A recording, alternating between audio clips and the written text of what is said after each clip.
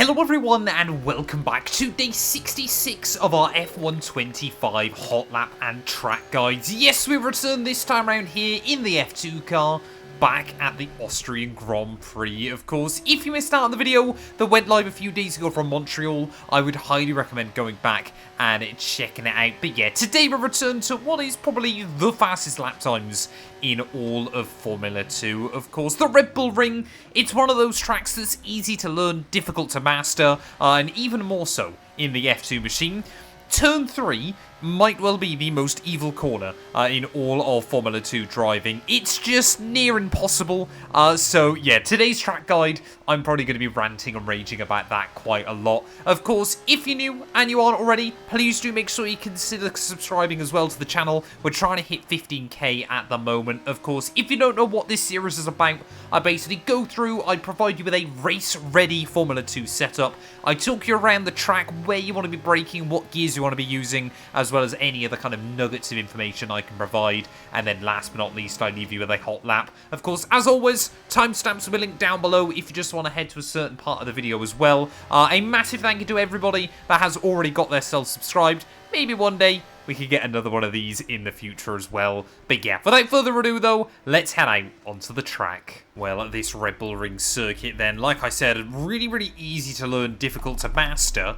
So it is kind of one of those tracks where you've just got to get a lot of laps going. Third gear though through the final corner, activate the DRS as we get onto the loud pedal on the run back in towards turn 1. You're going to be all the way up in 6th gear. You want to keep the car over on the left hand side, get it wedged over this curb nice and straight, and then you want to make sure that both of the left hand wheels are over kind of that ridge on the outside of the corner. Brake at the 100-meter board. Don't try to go much later on the way in. Try not to brake too much earlier either, otherwise you'll just find yourself locking up or cutting the inside of turn 1. From 6th gear, you want to be nice and smooth with it all the way down to 3rd gear as we head in towards that first corner. Tip the car in. You can get away with a lot of curb on the way in, but get on the throttle nice and early and maximise the curbing on the way out there. Unlike in the Formula 1 machines, you can lean on that yellow sausage curb on the outside, but again, it can create a little bit of instability in the car. But then you're going to cycle all the way back up again as we make our way up the hill. Through turn 2, a complete nothing corner, but make sure you get the car wedged once more over this curbing on the outside. And then again,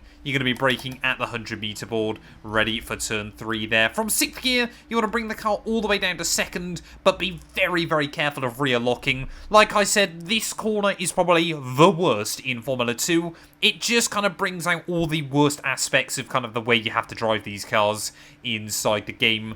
So 2nd gear on the way in, try to make sure you get the car slowed down, and then before you even make it to the apex, make sure you keep a bit of throttle in, just to avoid the back end coming round on you. You want to hold about 30-40% throttle all the way through the corner, and then once you feel confident, get on the loud pedal on the exit again. It obviously helps with the turbo lag, it helps with rear wheel spin, and also just keeping the kind of the whole car in check. It's really odd. But anyway, making our way though down the next hill, of course, activating the DRS once again. And once again, you're going to be braking at the 100-meter board. From 6th gear, you want to cycle the car all the way down to 3rd nice and early. And then just as you get into the apex, bring it down to 2nd. Avoid the inside curb, but then get on the throttle nice and early as the track opens up on the exit there. Again, hug the car over on the right-hand side as we prepare ourselves for this next corner. Brake just at the 50-meter board from 5th gear. Flick the car down to 4th. I would say in race trim you might want to go down to 3rd gear and then get on that loud pedal again as early as you can. Try to keep the car nicely wedged over this outside curb, and then this next corner as well, pretty much entirely flat out. You just need a slight blend to get the weight through the front of the car on the way in there. Now, of course, making our way in towards those final double right-handers. You want to bring the car back up into 5th gear once again. Try to get a little bit up on the curb on the outside. Flick it in just past the 50-meter board. Attack the apex curb down to 4th gear.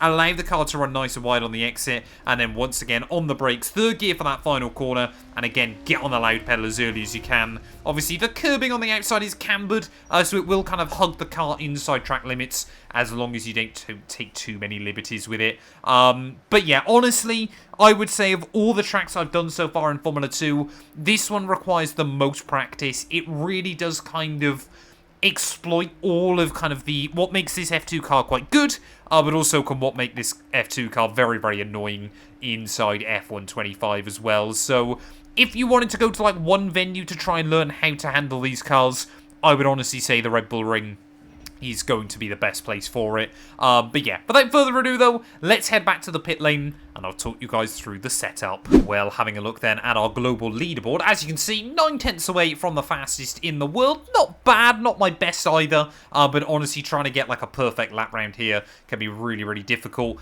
You just want to focus on consistency, in all honesty. It is a track where you can make so many errors, so consistency is absolutely key. Taking a look, though, at our setup figures, 2012 on your front and rear wing. I've mentioned it before, of course, many times, but yeah, you want a very, very heavy front aero bias in these cars. That completely dictates the rotation through the corners, and then the rear wing completely dictates the straight line speed. So yeah, you want to run quite an offset, but maybe that's why we just get a little bit of instability through turn 3 there. 130 on your on and off throttle diff. Again, obviously, always you want the on throttle to be completely locked, but the off throttle here, there are quite a few long flowing corners, a lot of corners where you're kind of squatting on the end of the car as well. So having that off throttle quite unlocked just helps you out a little bit as you try and obviously rotate the car through the corners. But again, try any number you like. If one of you guys can find something that works at turn 3, please let me know down in the comments below, because I tried all sorts of off-throttle figures and nothing was making it much better. Completely minimum camber and toe angles, though. Again, just the meta inside F125. 38.6 though for your front and rear suspension. Again, you kind of want the rear to squat quite a lot, obviously, especially under load on corner exit. 712 for your anti-roll bars, and then 2150 for your ride height. You probably can get away with running the ride height ever so slightly lower, but through turn 1, through the penultimate corner as well, obviously you want to get up on those curbs, so it's just a little bit easier and a little bit more stable, yeah, just to run slightly higher ride height. 56-100 for your brake bias and pressure. Again, really, really extreme figures around this circuit. If you're really struggling with it up at turn 3, I would say you could lower the brake bias down to like 54, but you want to bring down the pressure to like 96, 97, just to kind of try and help you out. I would say, first of all, reduce brake pressure, and then if it's still not working, move the bias slightly rearward once again. 26.3 front PSI, 21.7. Although most of the corners around here are right-handers, the left-hand side tyres don't take too much of a beating, because obviously probably the two worst corners for tyre wear are the two left-handers around this track as well. But yeah, that's going to do us though for this one. Hopefully this video helps you out. If it does, like I said, please make sure you leave a like, get yourself subscribed. I'm going to leave you guys with a hot lap though here from the Red Bull Ring, and we'll be back very soon as we return to the birthplace of Formula 1. We'll be back out next time at Silverstone.